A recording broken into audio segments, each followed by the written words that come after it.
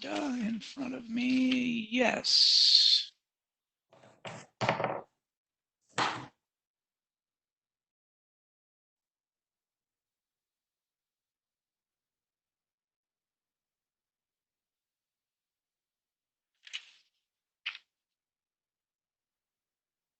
Well, this is Bill Purcell, and I believe we are assembling a quorum following the excellent joint committee meeting, which just concluded, thanks to Chair Thaden and all of the committee members.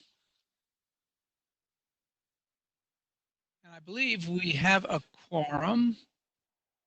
Hey, Bill, it might be good for us to go ahead and make roll call attendance. Why don't you do that? Okay, so let's see, Chairman Purcell is here. Emily Thaden's here. Aeolia Ansari is here.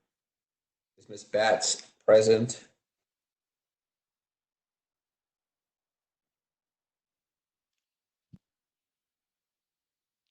Mr. Campbell? Yes, sir. Okay. Ms. Coleman? And Ms. Bowers?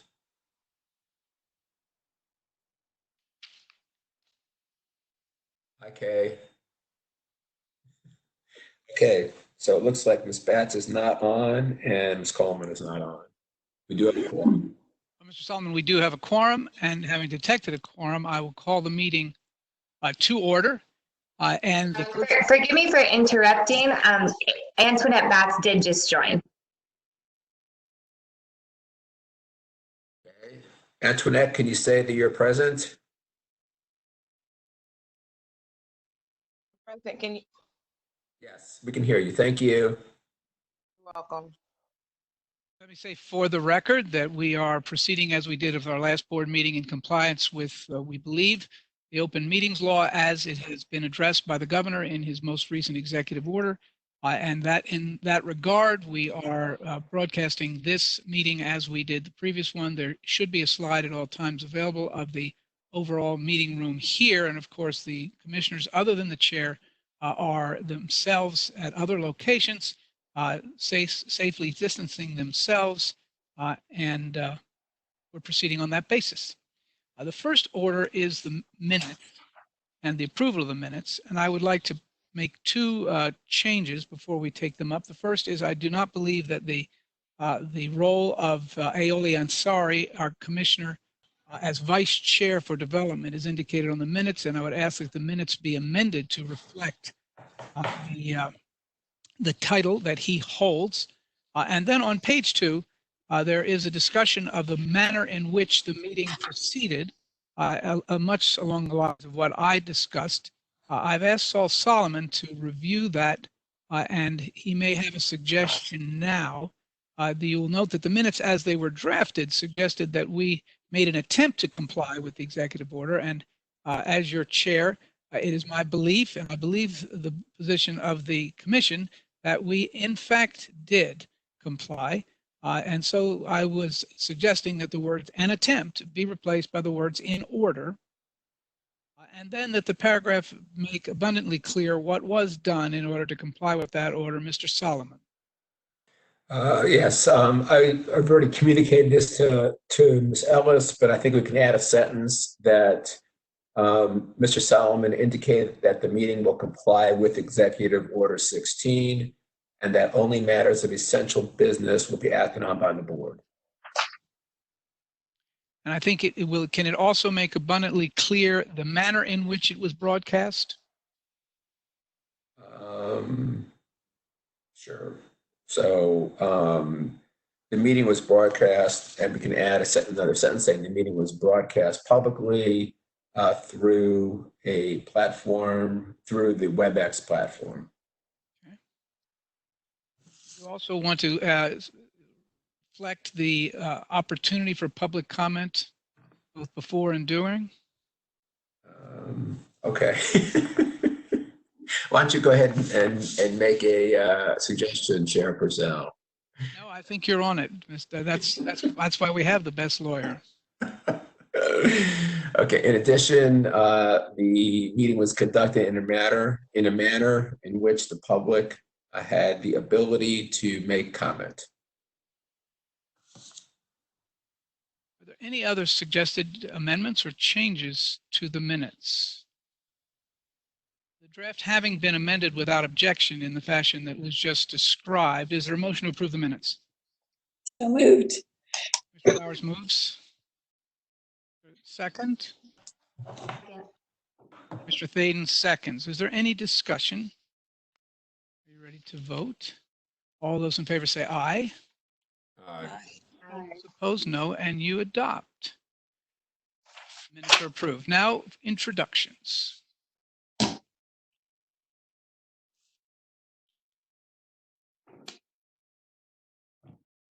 Mr. Harbison. I would ask if Ms. Rollins Walton, the president of Parkway Terrace Residents Association, Chair Stegall, property manager of Parkway Terrace, are you both on?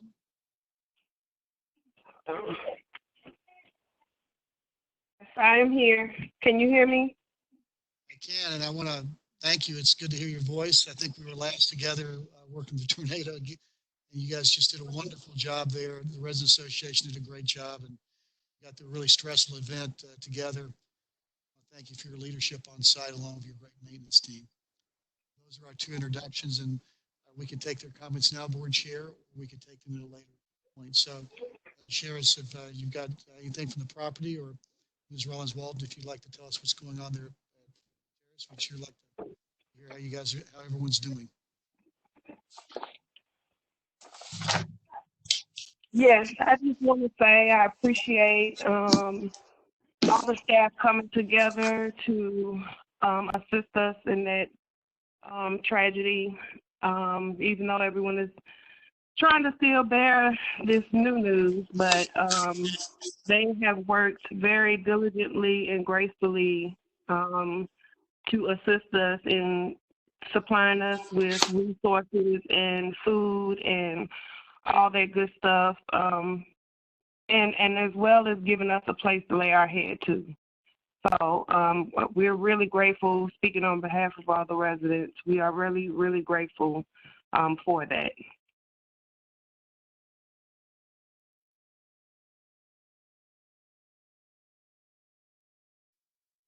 Thank you.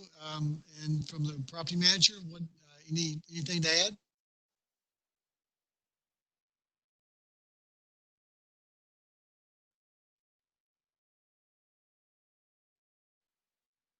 Sheriff, you on?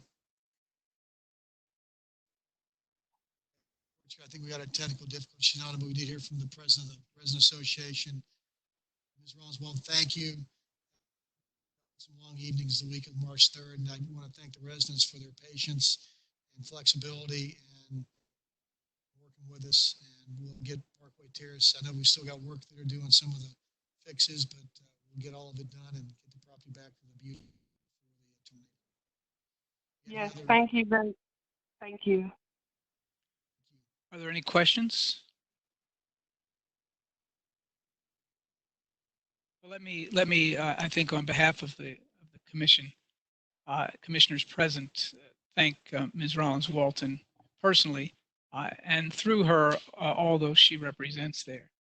This is a matter that's been much on the minds of the agency, but specifically of the commissioners. We've reviewed in our previous meetings and committee meetings the work of MDHA, but I think we've also wanted to acknowledge the important leadership of the resident association and the leaders of the resident associations in helping us understand the needs and as well as the challenges that each of our residents is facing. And so having you on the call today and having your encouraging words and words of support for the work of the whole team at MDHA, I think it's a great comfort to all of us as commissioners and hopefully to the larger community. Thank you, Ms. Rollins Walton. It's not easy being a leader at the local level. I know something about that, so I'm very thankful for your work on our behalf. No problem. Thank you. Thank you. And we will now move on to our executive director's report. Or, no, public comments. Are there public comments other than those? Jamie, did you receive any public comments? To my knowledge, there are none. Did you receive any? Jamie, could you again indicate for the record how the public comments were solicited?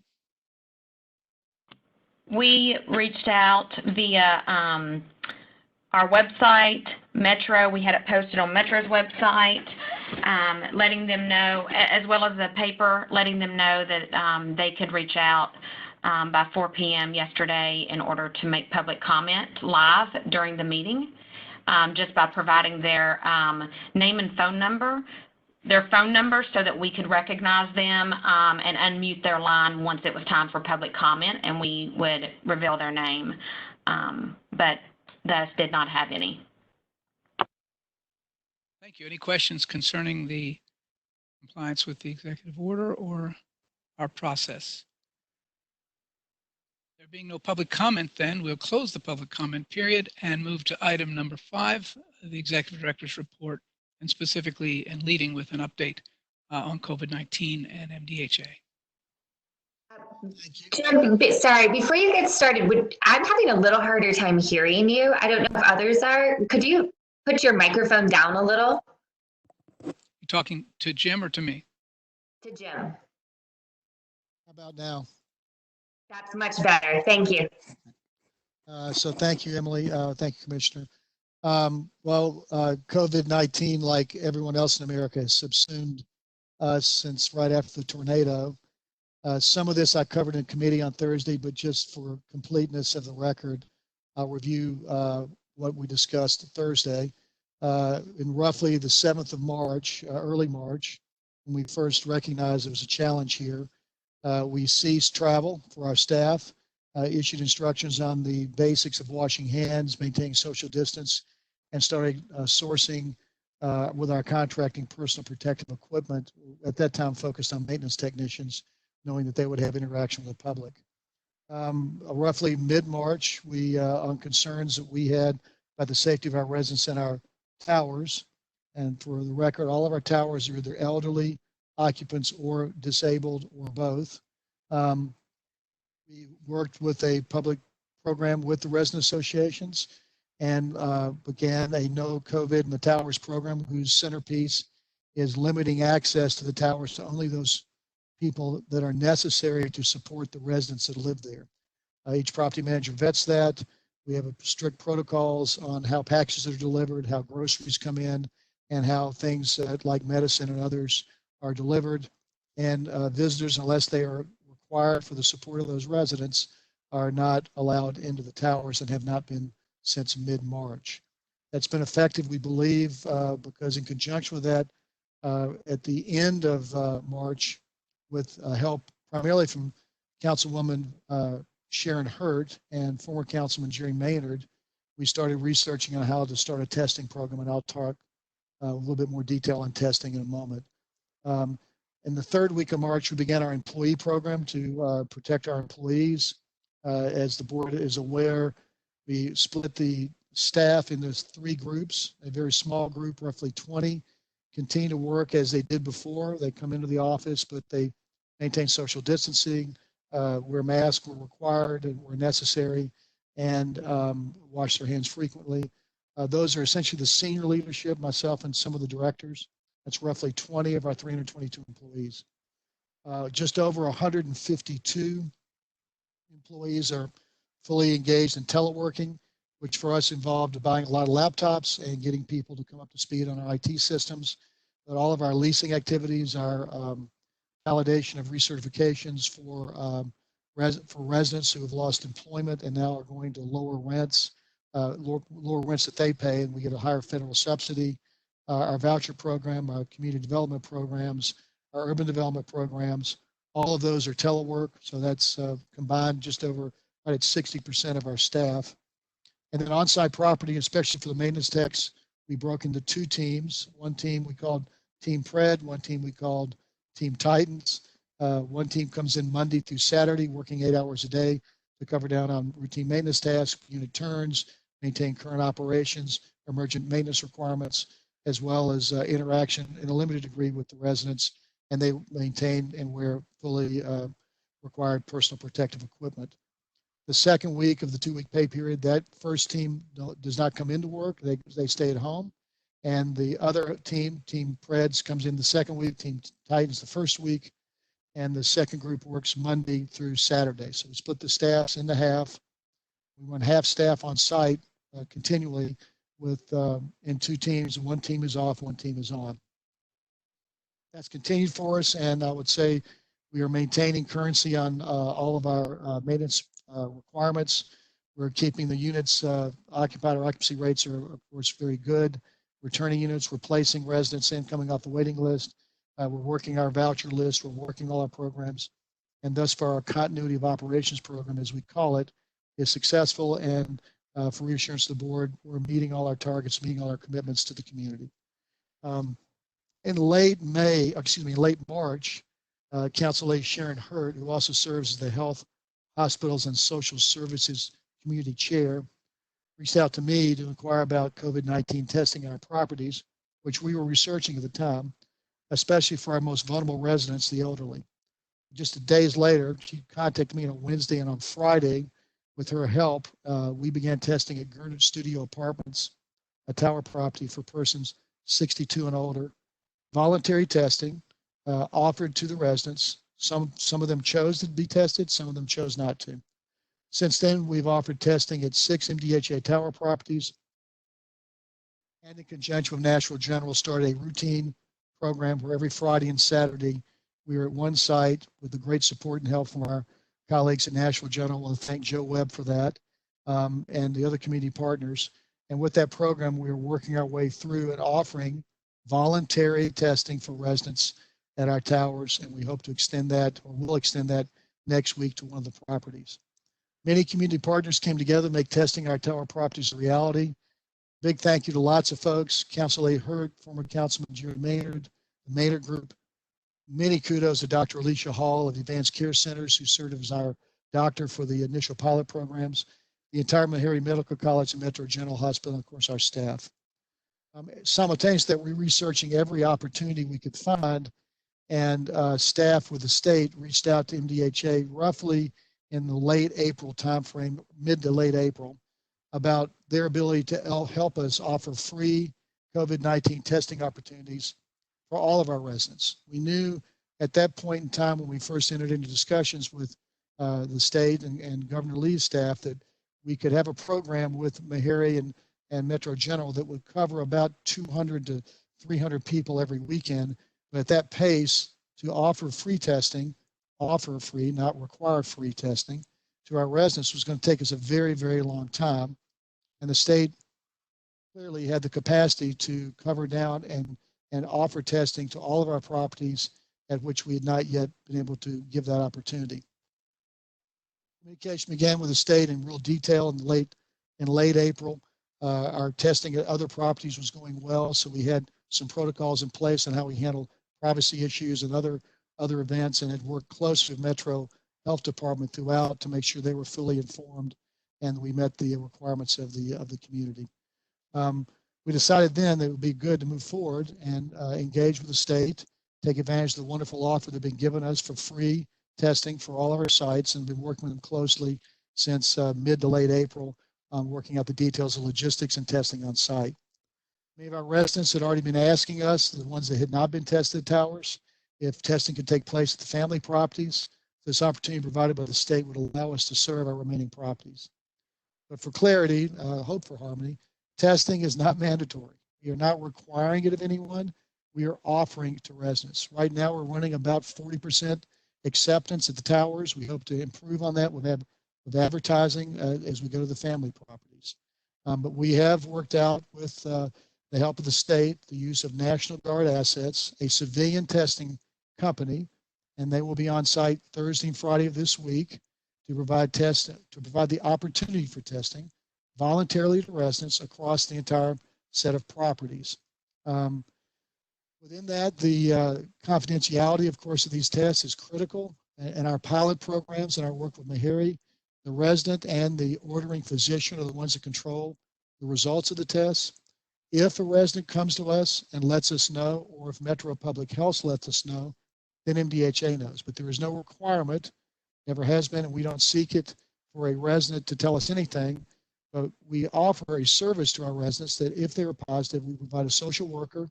We assist them with any food they might need. We assist them with any of the difficulties that are associated with a self-quarantine protocol. And right now, as of yesterday, we have 8 positives that we have social workers assigned for across our portfolio. And we're assisting them with their quarantine period. 2 will finish that quarantine period this week and be listed as recovered. So our testing of properties is optional for residents. It's a real opportunity. It's one that we are very thankful that the state has provided. I know the board chair has been in conversation with the city so that we can ensure that any concerns that others may have about this testing program, that they're allayed. The resident associations, one of whom the president was just on with us, are very supportive. As a matter of fact, they've been asking us when they would be getting testing. Our residents, by all accounts, desire this, and we're going to be offering that on Thursday and Friday. In association with this, Nashville General will offer 100%, will be providing 100% testing for all employees tomorrow. That is not optional. That is a condition of employment to ensure the safety of the services we provide to our community. So tomorrow I'll start, I think I'm the first one through the nose swab process. I'll start early, and through the course of the day tomorrow, all of our employees will receive complete testing, and we'll have a benchmark to know where we stand for the virus at this time with employees, and be offering voluntary testing all of the residents on Thursday and Friday. Those properties that did not receive the Nashville General testing over the past 6 weeks, it is voluntary. The results are the information only of the doctor ordering the test and the resident that chooses it. If there is a positive, though, there is a requirement that Metro Health is notified by the testing agency. Again, a process MDHA has no role in.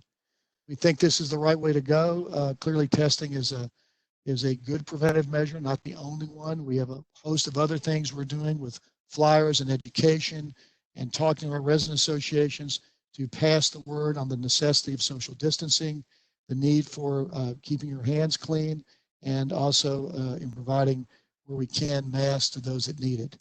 As one other aside, during the testing on Thursday and Friday, everyone that comes through the test will be offered and given free masks if they desire to have them.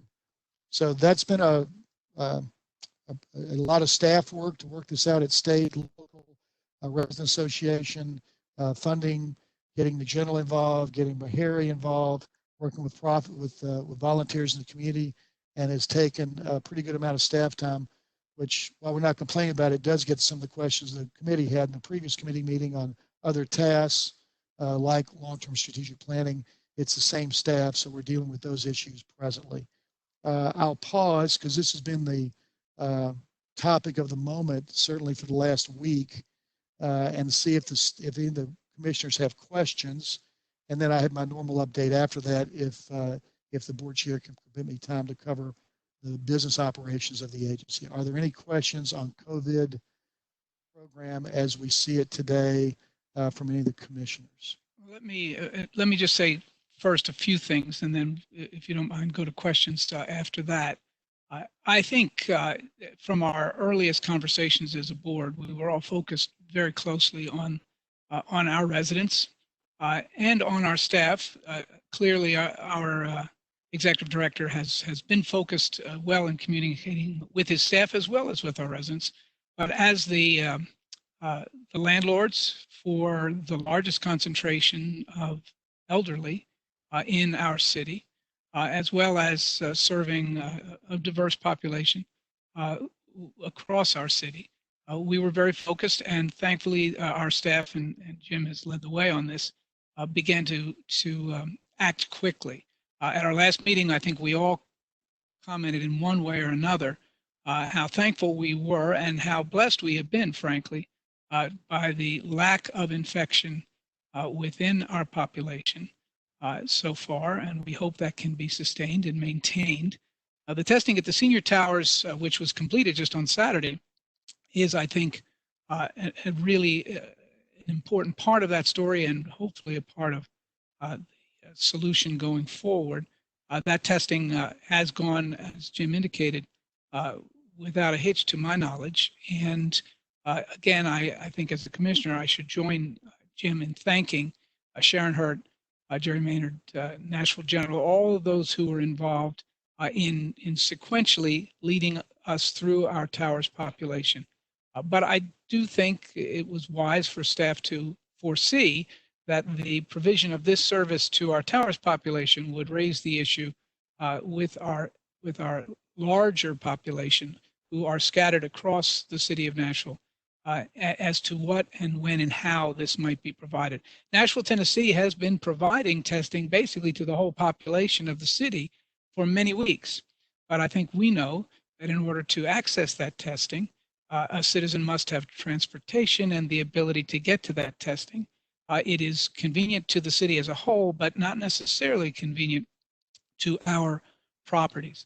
And so this notion by our team here that we should use resources that were offered, in this case from the state, in order to provide all of our residents and their families and frankly, people associated with them, should they present, as I understand it, the opportunity for a service that has been available to the whole large city is one that I think this board and hopefully the city will support.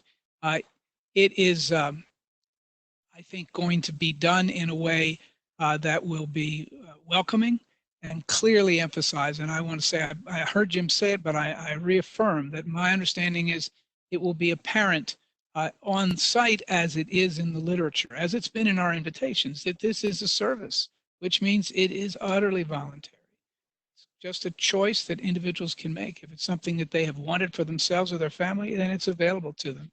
And if for any reason it's not, then that's fine too. That's not a decision that MDHA as a landlord makes or that a city makes for its residents or its citizens. Instead, it is a voluntary service being offered so that basically all of the citizens of Nashville can feel as safe as they choose to feel based upon the resources that are now available. In the understanding of the results themselves, just to be clear, and I think Jim said this, but I want to be clear for this commission. The results, if there is a negative, it's communicated to the doctor and the patient. If it is a positive, the only difference is that the Department of Health, the director of the Department of Health, has requested of all labs that positives be reported to the Department of Health. And that is a protocol that is established, as I understand it, by law and by rule that allows the director, the health department director, to receive that information as a matter of public health. But that does not put it in the hands of MDHA or in the landlord in this case. It puts it in the hands of public health, the doctor, and the patient. And I think the services that we've provided so far, as I understand the report by Mr. Harbison, have been received well by those individuals who voluntarily said, I'd like to have the help of a social worker. I'd like to have the help of my landlord to think about how best to protect myself and my neighbors. And that's, as I understand it, what we've been doing. And that basically is the procedure and the process that would continue going forward. I think these are difficult and frankly complicated times for all of us. And trying to be both a neighbor and a friend and a support and a landlord to the people that we care so much about is not always without questions or concerns. And if the board or others have any questions or concerns now, I think it's a good time to raise them, but it's also something that we can raise throughout the days ahead to make sure that we are fully prepared for what we hope will be one of the more comforting services that can be provided to the people that we care so much about. So Jim, I hope that I have it clear from a chair's perspective. Is there anything you would disagree with or want to change or add to?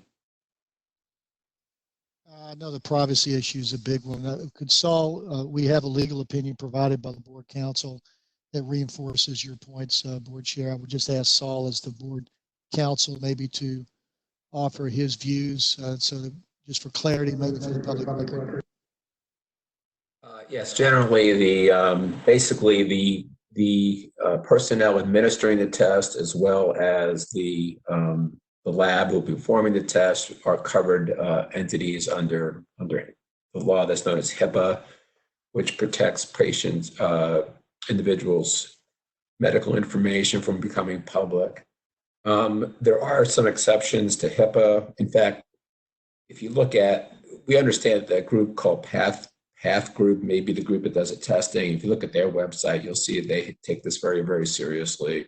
They have a page after page of what their responsibility is under HIPAA.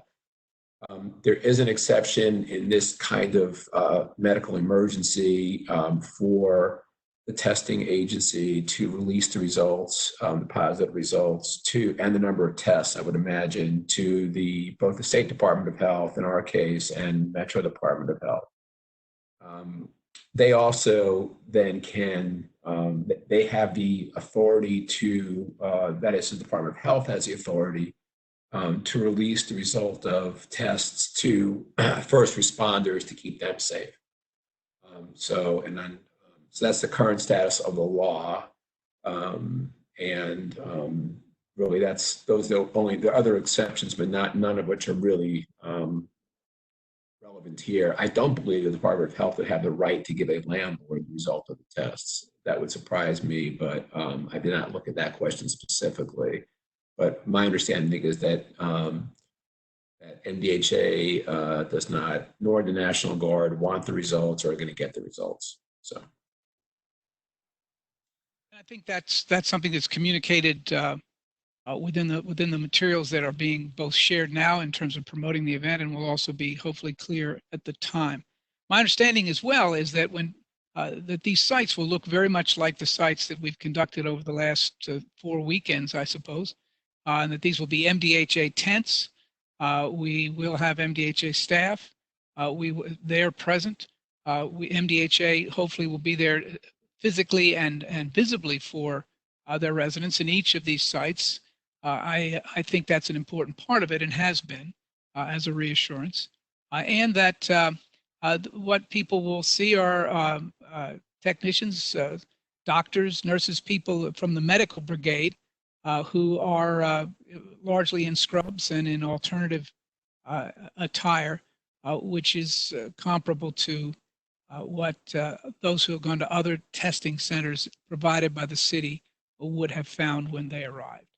In addition, this particular set of opportunities will also now, I'm told, and Jim announced it, but it's something that was new to me, the opportunity for free masks for anyone who wants them, which is something maybe even some people in this meeting would have liked to have had some weeks ago when masks were somewhat harder to find.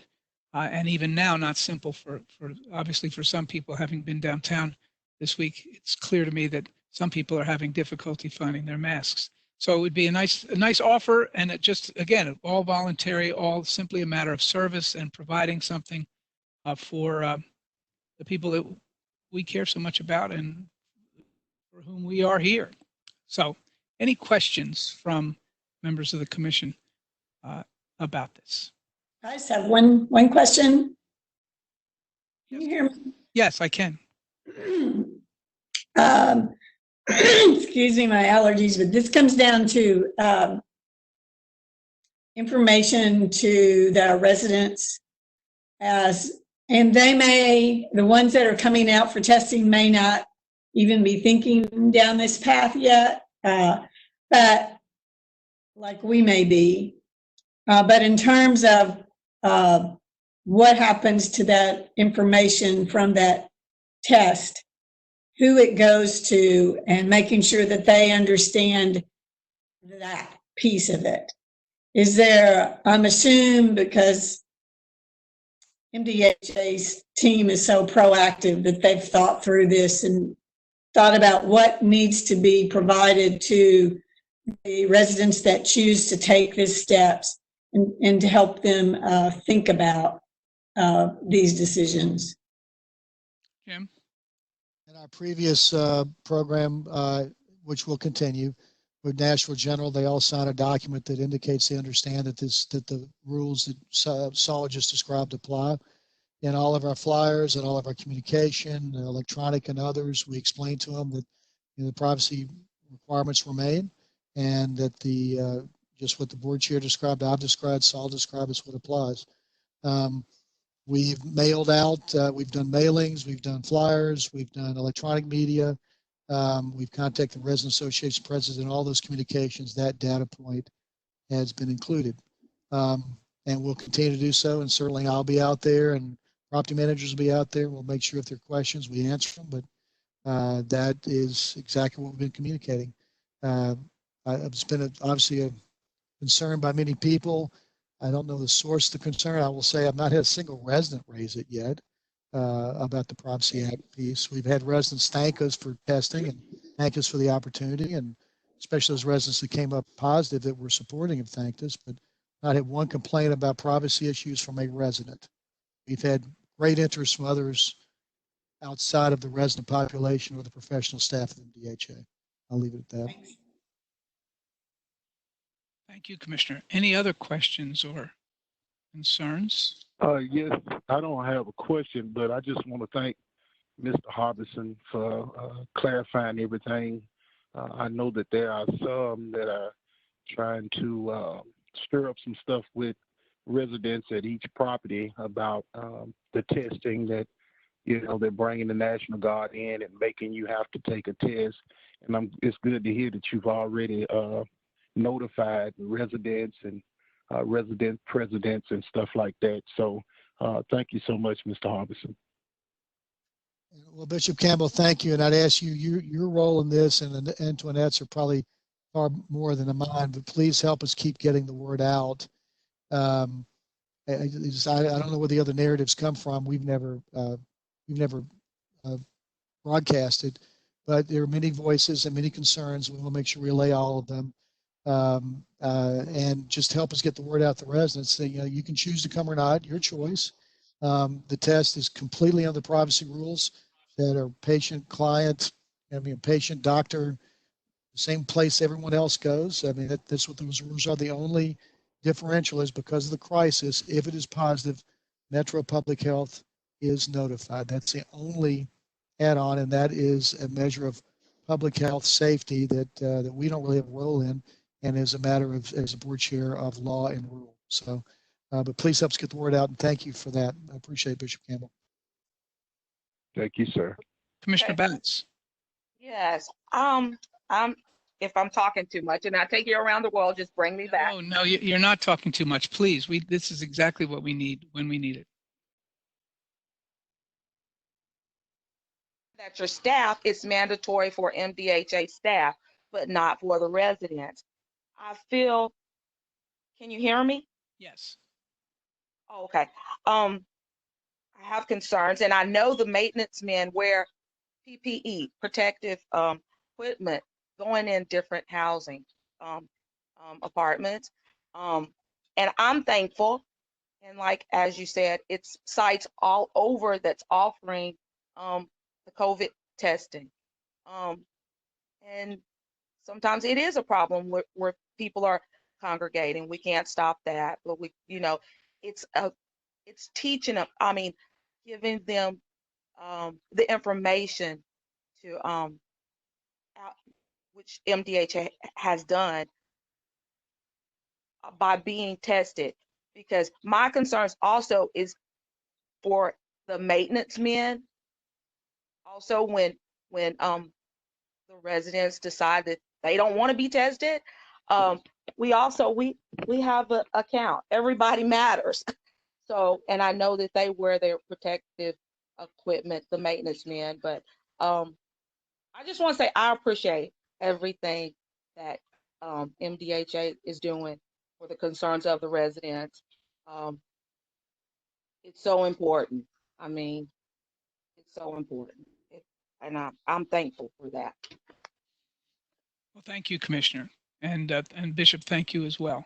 It's a reminder every meeting of how important it is for this whole commission to have the representation that we have and the viewpoints that we have. And Commissioner Batts, no, you're not talking too much. You are the voice that we have to hear for us to understand fully our jobs and the challenges that we face as a commission.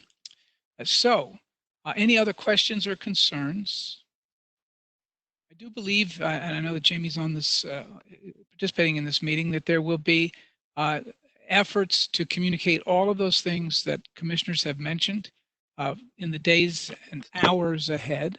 An extra special effort I know will be made to be sure that the handouts and the materials provided will communicate all of this. And my understanding from our executive director is that he has been in direct communication with the leadership of these medical brigades that will be participating and leading this testing effort, so that there's a high level of comfort and a welcoming sense to it, that it is not in any sense, these are invited guests coming into a neighborhood to provide a service that these people provide in their private lives. These are citizen soldiers, and they have day jobs and night jobs as doctors and nurses and medical technicians, and typically in this area. And now they're giving their service hours to Nashville, to us, to again our residents and our neighbors. So I think that communication will be critical and essential, and will be ongoing. But as questions arise, and particularly for Commissioner Batts or Bishop, as you, if you have questions or concerns, I know you'll share them in real time so that they can be responded to. I'd like to make one add-on. So right now, across our properties, we have the maintenance staff that's on duty with their PPE on, going out and communicating with residents, knocking on doors where applicable, and saying, this is optional, there is no requirement, and your information is protected. It's only you and the doctor that get the results. Unless you're positive, it goes to Metro Health. So we started that, Will Biggs and his team started that sometime while we've been in these meetings, based on me telling them this morning to see what we can do to get the word out. So we'll continue to do that. And I think, we're here to provide a service, as the board chair said, that's voluntary. But to answer the question of getting the word out, that's the additional work we're doing. And to Ms. Batts, I just want to make sure that I understood, for clarity, employees must get tested. It's 100% testing. We just have to make sure everybody's okay, and that will happen tomorrow. And that includes me all the way down to all the maintenance techs. Everybody's getting tested tomorrow. For everyone else, though, residents, it's completely voluntary, to reemphasize the point. Thank you.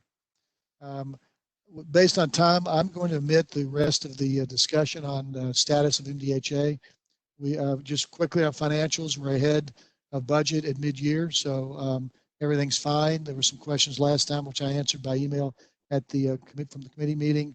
There'll be no, we're not contemplating any change in paying allowances. All employees full paying allowance. Everything continues as normal. We're ahead on cash flow, ahead on net operating income, so financially rock solid. All our development projects are on schedule and ahead of budget. So that's about 14 major developments underway across the portfolio. Our voucher program quickly is doing well. We are not issuing vouchers right now in anticipation of some project-based vouchers coming online and a slight decrease from HUD, and despite what they've told us, a slight decrease in fees that we thought would be available. But across the board, it's ops normal, and no change. Our continuity of operations program for the employees is continuing. We're keeping everything going just as we did before the crisis. With that, Board Chair, unless there are questions for me, I recommend we move on. Any additional questions for the Executive Director? For those who are only tuning in for the meeting, one of the reasons there are not significant questions for the Executive Director is that we had an extensive continuation of our finance and development committees, which have met jointly now in our last two sessions, completing a rather stimulating and scintillating discussion of the legal cases all pending in the multiple courts of the world, which led us back to the very important work of the agency. And so that being the case, I'll now call for the report of the Joint Development and Finance Committees. This is Emily Thaden. So we met first on May 7th at 8:30, and we had an extensive conversation related to COVID-19 updates, so much of which Jim just shared with us. One thing that I do want to point out that was raised in that conversation was that as money is coming down from the CARES Act, that MDHA is coordinating very closely with Metro to try to strategically deploy resources to the priorities across the city. Next, we did start to discuss our annual legal review, which is our review of ongoing cases in litigation where MDHA is named as the defendant. We reviewed some of those, and then we had a guest speaker join us, Carol Naughton from Purpose Built Community. She gave us a very thorough presentation with lots of information on the mixed income community that has been very well known across the country at this point as kind of the model case example for how you do mixed income community development. And we've learned a lot from them. So Mr. Harbison brought her in to make sure that we continue that learning and reflect on our practices with our Envision project. At that point, we ended up going back to our annual legal review, reviewed some more, and then we had to adjourn the meeting because we ran out of time. We met on May 12th, just before this meeting, for 2 additional hours. We finished our annual legal review at that time. And then we also, the next item on the agenda was to look at an interest rate modification on 10th and Jefferson. And there was a motion to, we moved to recommend advancing that mortgage rate reduction to the full board at our June meeting. That reduction is going to end up ultimately saving us over $1 million over time with the life of the loan with a lower interest rate. The next item on the agenda was a presentation on the Red Oaks townhomes, which is new public housing that is being proposed to be developed. It would include 44 new units, 25 of those are low. And a lot of these townhomes are actually going to have larger bedroom sizes to accommodate existing large families at Casey. So we are going to end up we expect to take up in June the vote on the authority for the executive director to negotiate and agree to loan terms for that deal. And the funding sources are CITC and the capital spending funds. Lastly, we ended up having a presentation on the Casey Utility Phase 1. This is to get the infrastructure in place to deal with stormwater issues and for Envision Casey. And so Mike Gregerson gave that presentation and is expecting to come back to us with a vote in July that would grant the executive director authority to negotiate and agree to the construction terms for that implementation of the phase. We're estimating that will cost roughly $5 million, where we will learn more before we're voting on what the actual budget is, and that would be coming from MDHA reserve funds. The only additional business at the end of that meeting was that we briefly shared some reflections on the purpose-built presentation that we had, and with that, the meeting was adjourned. Mayor Purcell, you're on mute. Thank you, Madam Chair, and thank you to both of the chairs of those two committees for the work that was just reported on. I will reflect again that there's a reason why it's the annual legal review, and I, for one, cannot look forward enough to the fact that it will be an entire year before we have to go through that particular exercise again. But in any event, Saul, you can cheer up. In any event, the purpose-built communities, I should also note, has been much in the mind of our public television station here this very week. And I encourage you all to look and see the schedules there, which reflect a two-part series, which directly involve much of what we heard about in our meeting last week. Item 7 is the urban development report. Mr. Harbison and Mr. Kane. So the last month at Finance and Development, we covered this. This is a continuation of our very successful low-income housing tax credit, or LIHTC, payment in lieu of taxes program. This is for development at Skyline Ridge with the Louisville Development Group, LDG, that we've worked with previously. The details are in your packet, and I'll turn it over to Joe Kane to go through the mechanics of the pilot. So, Joe. Thank you, and good morning. Good afternoon, everybody. Yes, LDG is proposing to construct at 178 units at 808 Skyline Ridge. This is north of Nashville. It has been known as Old Due West. It is located up in there. This development will have a total of 96 two-bedroom units and 82 three-bedroom units. They are using income averaging as part of their selection process, so that it does allow tenants to go up to 80% AMI, with the average being at 60% AMI. They are currently paying, the site is currently paying $2,586 in annual property taxes. Upon our review, we're recommending that the first year's initial pilot payment would be $20,114, and that the total abatement anticipated for year one would be $361,011. As you may recall, Metro Council has authorized us to utilize $2.5 million a year to negotiate $2.5 million per year in a pilot abatements. With this one going to Metro Council, there will still remain 1.2 million. We would have used just over half of our allocation that Metro establishes for our use every year. And so we recommend approval of this with LDG for this pilot agreement. Any questions? No, it's my understanding that this is precisely what the committee took up, and we believe that there's already been committee action to recommend this, Madam Chair.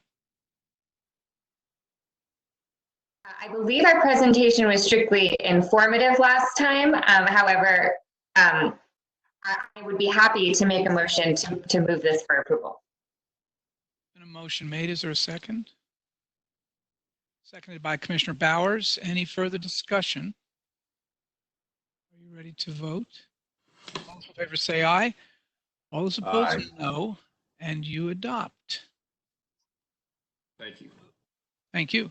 We're on to the next two items, and I'd like Mr. Harbison to update us. Were these matters that have been advanced through the committee? I know there have been discussions on them in committee, but have there been motions made, and has the committee recommended these two items?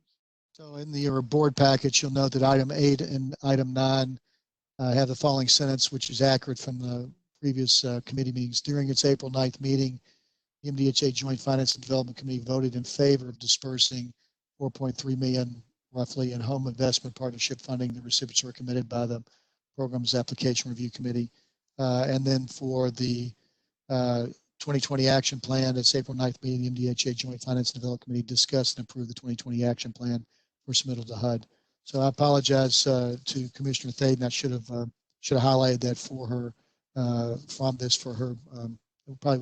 We're in sort of a new process. We're getting back to having things done in 1 month, so the commissioners consider it and then come for a final vote.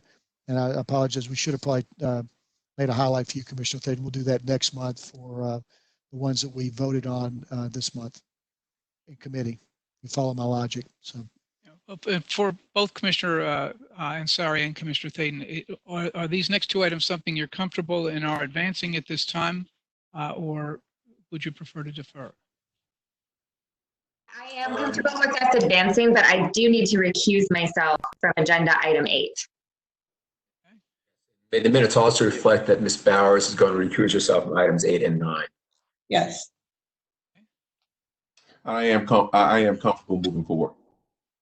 Thank you. As the last remaining committee chair able to vote on these matters, would you be willing to make a motion?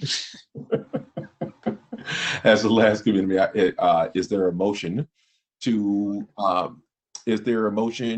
approve the $4.3 million in home investment partnership program funding? I hear a motion by Commissioner Ansari. Is there a second? Second. There There is a second by Commissioner Batts. Is there any discussion? You ready to vote? All those in favor say aye. All those opposed, no. And you approve. Now we're on to item number 9. And Commissioner Ansari, you have the floor. So is there a motion to approve the 2020 action plan, a substantial amendment to the consolidated plan for housing and community development? If you might, I'm going to take that as a motion by you, if I may, and ask if there is a second. Second. And there is a second by Commissioner Thaden. Is there any further discussion? Are you ready to vote? All those in favor say aye. Aye. Those opposed, no. And you approve. We had listed a review of retreat items, and this is something that, with your permission, I would like to leave on the agenda month after month. I would like to leave at least a space for us. We may not have much space remaining this morning, but just a point that every month we come back to those things that we committed to advance and talk about and think about. And the staff knows and our leadership knows every month we come back to the list. Where are we on the list? How are we proceeding with the list? What's out there? What's left? What should we add to that list of items? It may not be for the long term, a year or 2 or 10 from now, something we would do, but with your permission, I would like that to be on our agenda month after month after month until we feel it's not serving a purpose anymore. If you would be okay with that. There's no objection. Commissioner Bowers, or then Commissioner Ansari. Yeah. I'm in favor of that. Definitely. I think it's a great, it's something we should be doing. Well, I guess my question is just to keep everything fresh in my mind. Will there be in addition to our packet of information that goes out to the board, what these items are? So that, okay. Yes, and there is an existing spreadsheet, and I will promise to work a little bit more on this in the next week or 10 days. But that spreadsheet is one that we ought to be able to watch. Items move up to the top, other items that are completed. My advice, frankly, would be to keep all items on the spreadsheet, just move them into the completed column. And then, but so that we know where we are. And then as we add, we have a new category for that. And if we feel something should move up, if something seems more important to us at a particular point in time, we could talk about that during this agenda discussion and move it up the next meeting or for a committee meeting if it's something that we feel. So we'll have that spreadsheet every. Yes, yes, you will. Yes, I promise. Yes, and if you don't, you'll make a like sign. Yeah, you'll remind me. Okay, Commissioner Ansari. You've already, that previous discussion covered my question. Commissioner Thaden, Commissioner Batts, Commissioner Campbell. If with your permission, we will defer the further discussion rather of item 10 till next month, but we'll have that spreadsheet in hand. It'll be updated and we'll know where we are at that point. Thanks. Good. Any other additional business to come before MDHA's board today? I just wanted to confirm, so at our next joint committee meeting, we will be reviewing the mid-year financials. Is that right, Jim? Yes. Okay, excellent. Any other questions or concerns? Is there a motion to adjourn? So moved. Mr. Bowers, second. Second. Commissioner Ansari, Second. any discussion? All those in favor say aye. All those opposed, no. Aye. We're adjourned. Thank you all very, very much. Thank you.